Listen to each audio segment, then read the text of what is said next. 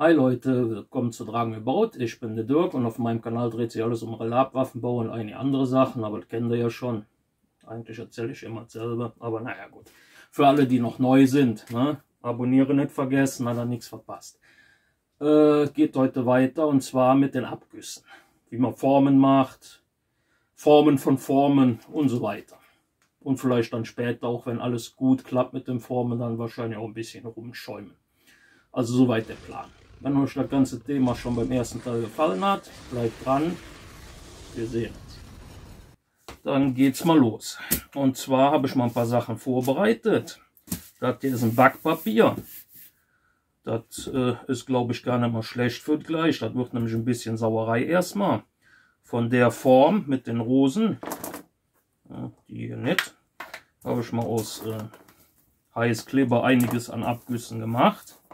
Mal gucken, wie das dann nachher funktioniert, wenn ich dann die Form mache und das dann später aus Latex dann mache. Ich hoffe, das wird naja, so detailgetreu. Mal schauen. Ich glaube zwar nicht, dass das ganz so wird wie hier, aber mal schauen. Oder wie hier bei dem Teil. Das ist übrigens immer noch am Kleben. Also hier unten nicht, aber oben. Also wie gesagt, ich glaube, ich hätte da noch ein bisschen mehr, wahrscheinlich ein bisschen besser mischen sollen. Ich muss mir unbedingt so eine kleine Küchenwaage dafür besorgen. Ich denke mal, das ist da wirklich sinnvoll. So, was haben wir denn jetzt alles? Wir haben die Teile vorbereitet. Einweghandschuhe kann ich euch nur zu raten, weil gerade am Anfang ist das eine ziemliche Sauerei. Dann habe ich hier ein ganz normales Paket mit Speisestärke. Sieht ein bisschen versifft aus, weil ich da schon mal ein bisschen was mit probiert hatte. Ist aber schon mal her, hat aber funktioniert. Ich will das jetzt nur ein bisschen größer machen, dann in der Hoffnung, dass ich die Dinger da alle reingedrückt kriege. Dann habe ich hier ganz billiges Baumarkt-Silikon. Die Tube hatte ich schon mal auf, deshalb wollte ich die jetzt mal komplett verbrauchen. Ja. Und dann gucken wir jetzt mal. Wir werden jetzt erstmal die Handschuhe anziehen, wie gesagt. Das ist gerade am Anfang, wenn er dann knetet, eine ziemliche Sauerei.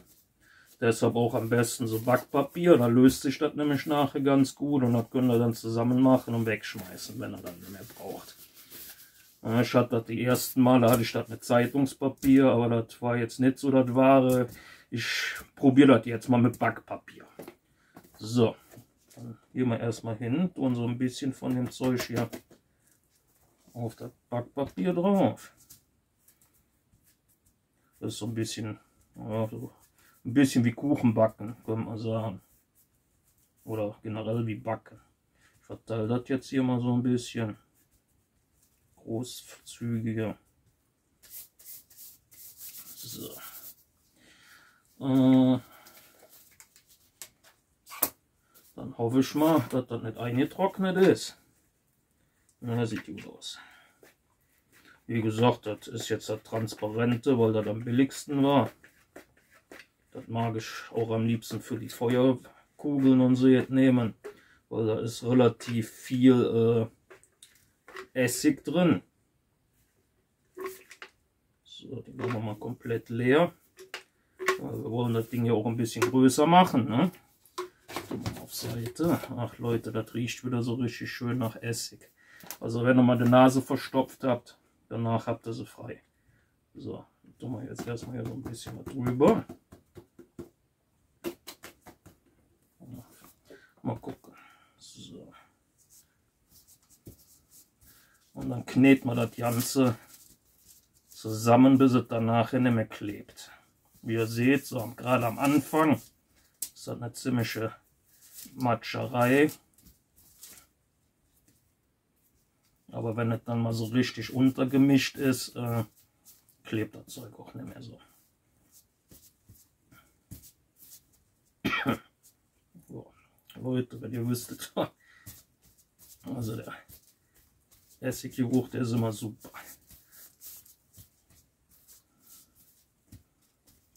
Kann ich euch echt nur empfehlen. Boah.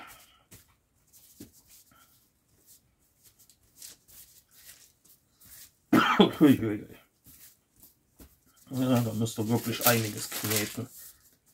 Wie ihr seht, ne, die Handschuhe, die sehen jetzt schon ziemlich versaut aus.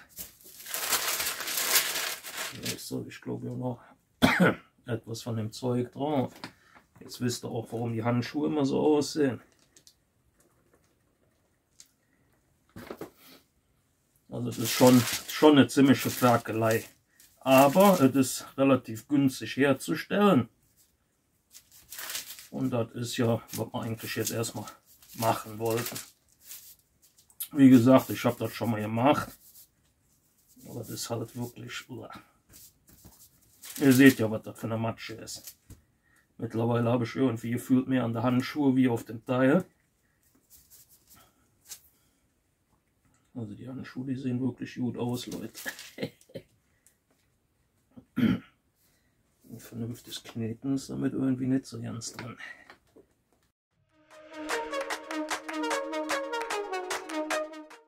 Tja, also Leute, mit den Handschuhen war glaube ich auch nicht so die optimale Idee. Das ist jetzt irgendwie alles mehr an der Handschuhe.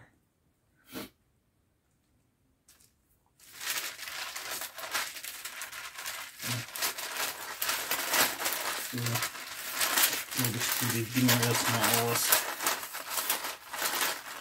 wenn ich sie denn auskriege.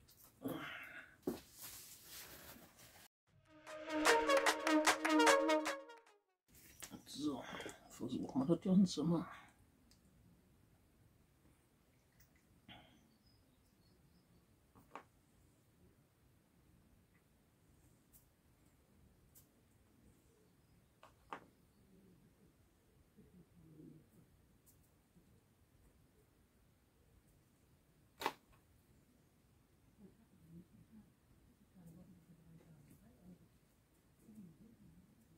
Ja Leute, wie ihr gesehen habt, das ist eine ziemliche Sauerei. Ich hätte es vielleicht erstmal ein bisschen kleiner machen sollen, weil das Ganze, was jetzt noch von dem großen Klumpen übrig geblieben ist, ist jetzt nur für 4 Stück.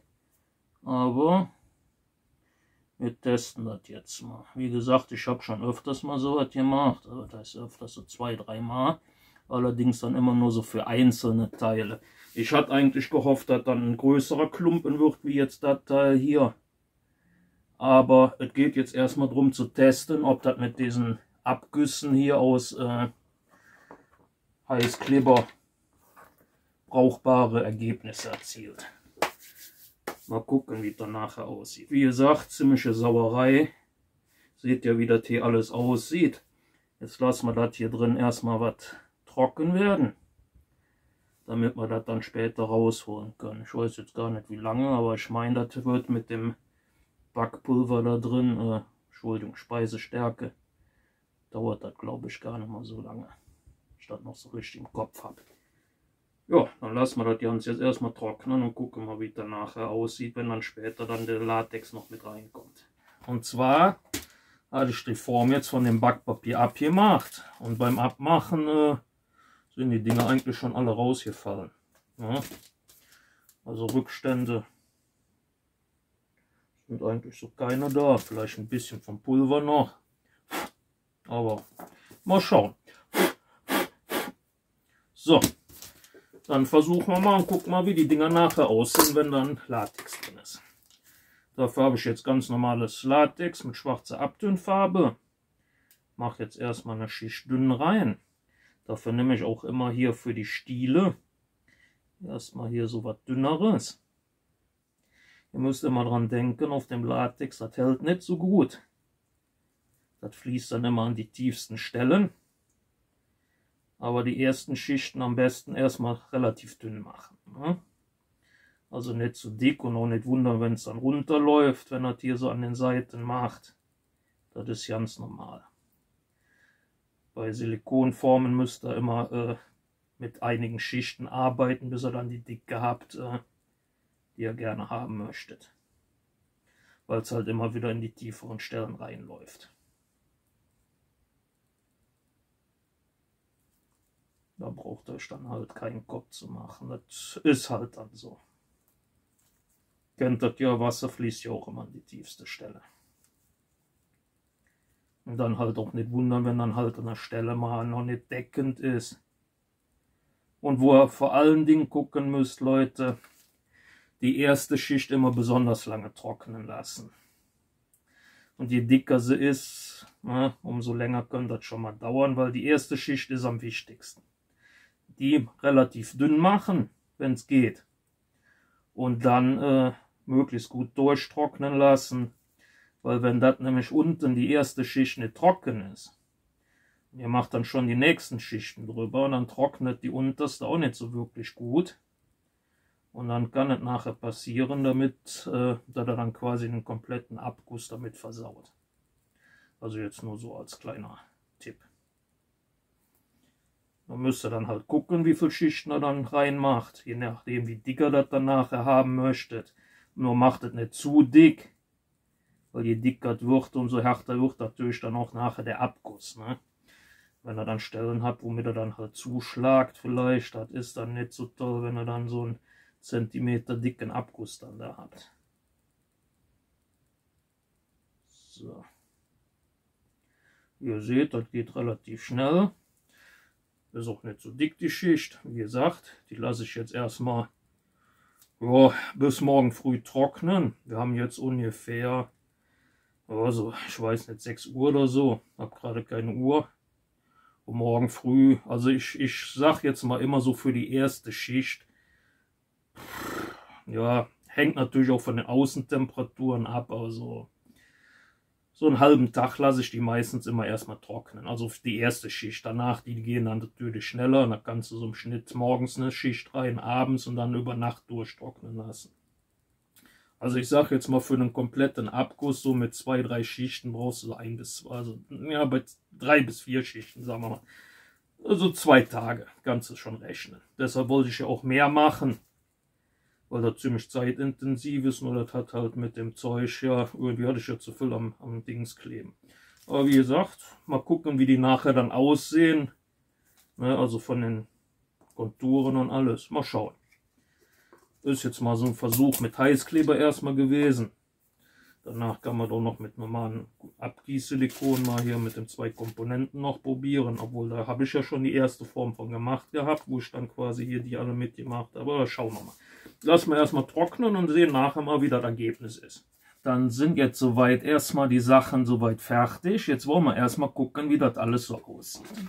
Wie gesagt, das hier ist die Grundform gewesen. Da habe ich jetzt mit Latex den Abguss reingemacht. Damit ihr mal seht, so von den Details her. Weiß jetzt nicht, mal gucken. Vielleicht ein bisschen näher rangehen. Ja. So.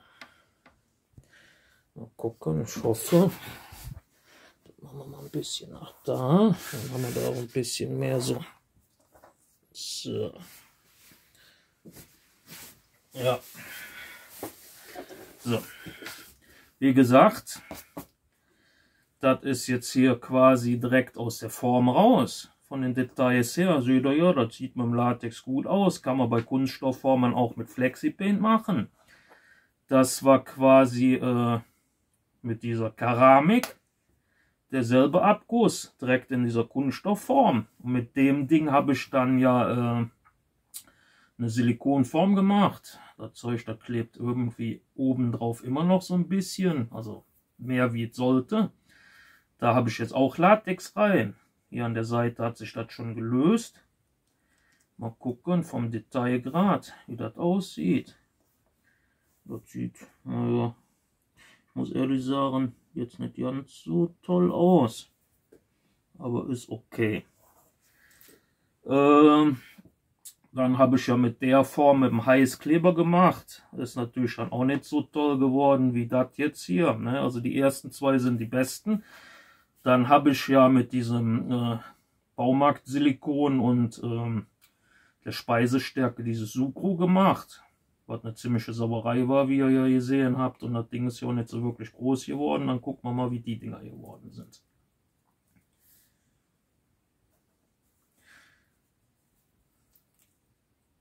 Wie gesagt, das ist jetzt so als, ich sag jetzt mal, günstige Lösung. Wenn man mal so auf die Schnelle, mal billig hier sich eine Form machen will, kann man das natürlich machen. Die Ergebnisse, die sind natürlich je nachdem. Wie gesagt, das vielleicht hätte ich auch mit den Abgüssen, wenn ich hier von mir hingekriegt hätte. Wie gesagt, hier ist ja immer der Stängel abgebrochen. Vielleicht hätte ich dann die noch ein bisschen besser hingekriegt, aber ich sage jetzt mal so, man kann es benutzen. Ne? Wie gesagt, das hängt auch ein bisschen von ab, von der Form. Weil wenn die jetzt hier mit dem hier drin, die, wie gesagt, die ist hier an den Blättern nicht so schön geworden, warum auch immer, hätte das vielleicht der Rest wäre dann auch besser geworden. Aber das sind jetzt mal so ein paar Sachen, die ich euch dazu zeigen wollte. Wie gesagt, kann man benutzen. Das eine ist was hübscher, das andere nicht ganz so. Natürlich ist das Original am besten und dann halt von dem Original mit dieser Keramik. Aber die Keramik kann man halt nicht für die Abgüsse benutzen, für auf die Waffen drauf. Ja, soweit dann erstmal. Da kann man natürlich auch noch andere Sachen machen, aber das mache ich dann in einem von den nächsten Videos. Das war jetzt mal der zweite Teil zu den Abgüssen. Wie gesagt, da werde ich noch ein paar Teile mehr zu machen, weil ich noch einige Sachen mit Abgüssen ausprobieren will und natürlich auch noch schäumen. Das wird dann wahrscheinlich jetzt in einem der nächsten Videos sein, weil ich habe jetzt schon eine Idee für ein Teil, das ich bauen möchte, soll. Und da fangen wir das erstmal mit einem kleinen an, bevor wir uns das dann steigern mit dem Horn und vielleicht später dann auch einen Schädel mal versuchen dran. Also wie ihr seht, ich habe noch einiges vor. Ne? Ich hoffe, die Videos gefallen euch. Danke allen, die mich schon abonniert haben oder noch abonnieren wollen. Dann sehen wir uns bei meinen nächsten Projekten. Wir sehen uns.